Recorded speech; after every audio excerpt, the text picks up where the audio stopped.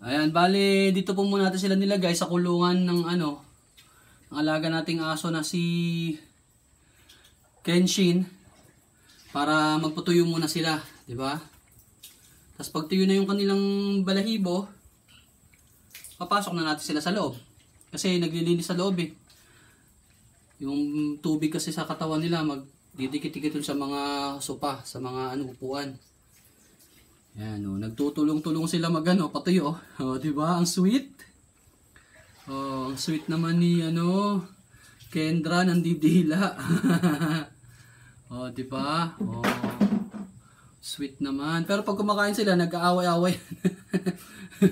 Gaangasan sa pagkain. Pero ngayon, sama-sama sila. Ito, kawawang-kawawa naman. Ito yung pinaka-pet nating alaga. Ayan oh.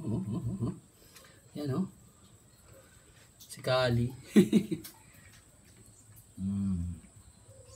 Ayan. So, ayan oh. Oh, di ba? Ayan, magpatuyo muna kayo ha. Patuyo muna kayo ng katawan ha. Tapos pag tuyo na, papasok na tayo sa loob ha. Lisin muna natin sa sasakyan. Okay. Ayan, thank you. Bye-bye.